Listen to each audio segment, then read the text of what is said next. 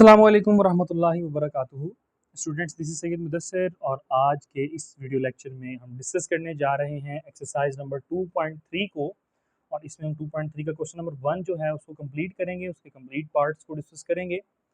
और यहाँ पे क्वेश्चन 1 में स्टूडेंट्स हमसे क्या रिक्वायरमेंट की जा रही है, आपको एक क्वाड्रेटिक इक्वेशन दी जा रही है और आपसे कहा जा रहा है कि विदाउट सॉल्विंग आपने इस क्वाड्रेटिक इक्वेशन को सॉल्व किए बिना ही बताना है कि इसका सम और प्रोडक्ट क्या होगा, किसका, इसके रूट्स का मैं आपको प्रीवियस लेक्चर में बता चुका हूँ। इस क्वाड्रेटिक इक्वेशन को सॉल्व करके जो स्टूडेंट हमारे पास x का आंसर आएगा स्टूडेंट्स, वो हमारे पास उसके रूट्स कहलाएंगे कि ये इसके रूट्स हैं। ठीक है, फॉर एग्जांपल 2 आंसर आएंगे, वो उसके रूट्स कहलाएंगे, इस इक्वेशन के रूट्स। तो हमने इसको सॉल्व किए बगैर ही इसके रूट्स का सम फाइंड करना है और उसका प्रोडक्ट फाइंड करना है। और इसका जो रिलेशनशिप है वो स्टूडेंट हम प्रीवियस लेक्चर में, जो हमारा लेक्चर था इसके रिलेशनशिप के ऊपर, वो हम पहले से डिस्कस करके आ चुके हुए हैं। तो आइए स्टूडेंट्स, बगैर टाइम को वेस्ट किए हुए हम इसको स्टार्ट करते हैं। सबसे पहले आपने इसमें से ए, बी और सी की वैल्यूज़ को सेपरेट कर लेना है, जो कि आप प्रीवियस क्या कहते हैं एक्सरसाइजेज में भी और 2.1 में भी आपको पता था कि ए, बी और सी यहाँ पे किस तरह निकालते हैं। एक्स स्क्वायर की वैल्यू के साथ जो होगा स्टूडेंट्स वो 1 होगा, एक्स स्क्वायर के साथ स्टूडेंट्स जो लिखा होगा वो ए की वैल्यू होगी, दैट इज 1। एक्स के साथ लिखा होगा वो बी की वैल्यू होगी, दैट इज -5। और जो सिंपल होगा वो कांस्टेंट होगा, दैट इज 3। तो यहाँ पे आपने एक छोटी सी लाइन लिख लेनी है, लेट कर लेना है अल्फ़ा एंड बीटा। आप कोई भी ले सकते हैं, ज़रूरी नहीं कि अल्फ़ा बीटा ही लें, आप कोई भी ले सकते हैं। हमने अभी देखो, हमें इसका रूट्स नहीं पता कि इसके रूट्स क्या हैं, तो हमने लेट किया कि अल्फ़ा और बीटा इसके रूट्स हैं। Alpha and beta be the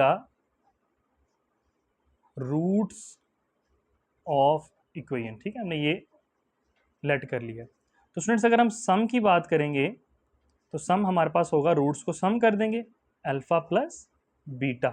formula students मैंने पहले से बताया था आपको, दैट इज -b/a। तो alpha plus beta will be equals to, b की वैल्यू है -5, माइनस इंटू -5 डिवाइडेड बाय 1। तो अल्फ़ा प्लस बीटा हमारे पास आ जाएगा +5 के। ठीक है स्टूडेंट्स, इसी तरह अब हम इसी में प्रोडक्ट भी निकाल लेंगे। तो प्रोडक्ट निकालने का तरीका स्टूडेंट्स होगा हमारे पास, अल्फ़ा को बीटा के साथ मल्टीप्लाई करवा देंगे और उसके लिए हम यूज़ करते हैं c/a। c की वैल्यू है स्टूडेंट्स हमारे पास 3 और a की है 1। तो अल्फ़ा बीटा किसके बराबर आ जाएगा, 3 के। उम्मीद है कि स्टूडेंट्स आपको ये समझ आ गया है। तो आइए इसके पार्ट नंबर 2 की तरफ मूव करते हैं।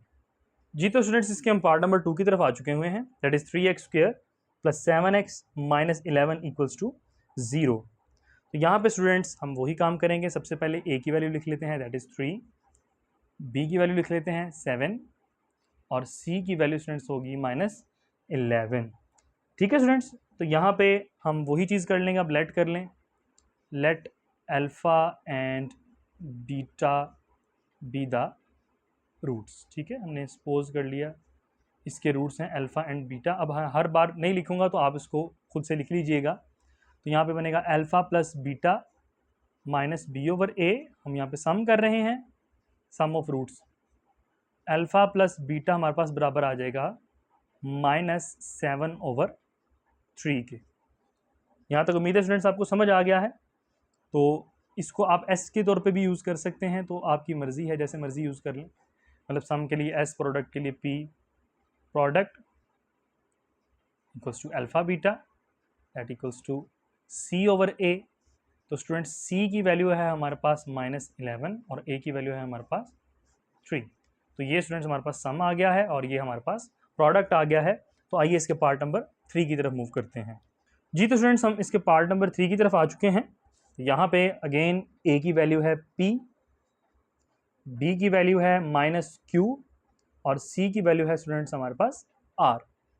यहाँ पे आप वही काम करेंगे, आपने let alpha and beta be the roots. तो यहाँ पे मैं डायरेक्ट कर रहा हूँ, sum equals to s equals to alpha plus beta minus b/a।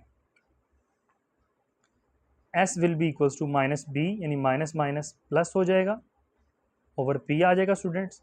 तो s कितना आ जाएगा, q/p। ये हमारे पास स्टूडेंट सम आ गया। इसी तरीके से हम प्रोडक्ट भी निकाल लेते हैं, product p equals to alpha beta. आप परेशान ना इस चीज़ में होइएगा, आप अल्फ़ा बीटा भी लिख सकते हैं और p भी लिख सकते हैं, दोनों ठीक है।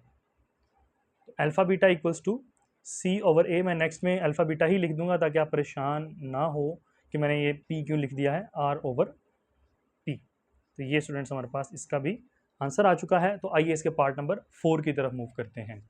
जी तो स्टूडेंट्स इसके पार्ट नंबर 4 की तरफ आ गए हैं।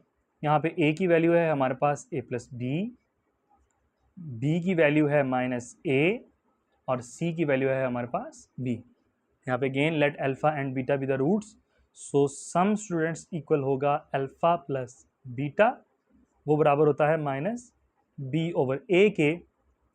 तो बी की वैल्यू है हमारे पास minus A divided by A plus B, जो कि हमारे पास ए की वैल्यू है। तो यहाँ पे अल्फा प्लस बीटा किसके इक्वल आ जाएगा, A divided by A plus B. तो ये हमारे पास सम की वैल्यू आ गई स्टूडेंट्स।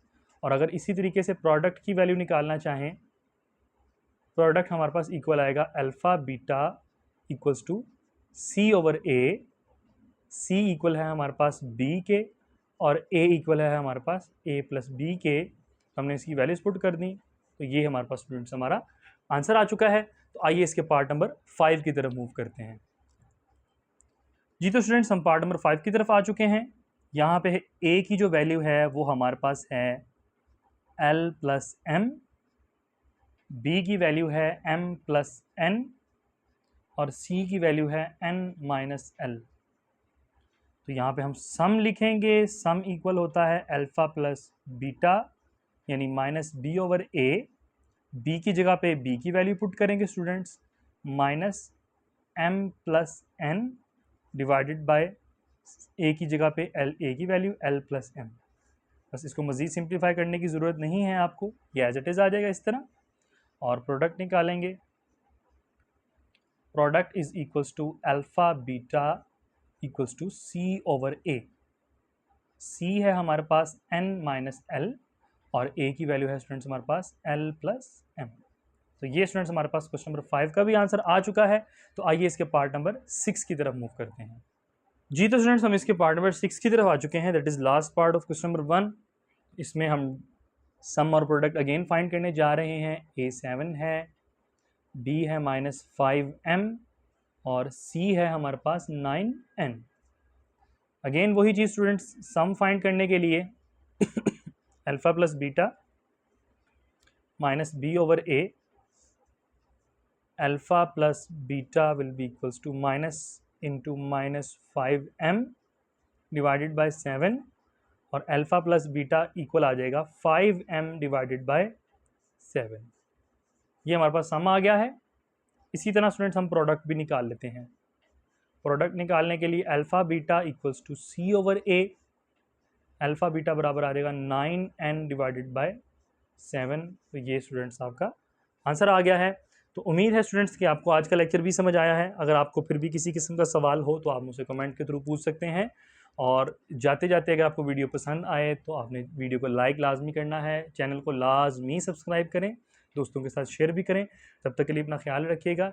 अस्सलामु अलैकुम वरहमतुल्लाहि वबरकातुहू।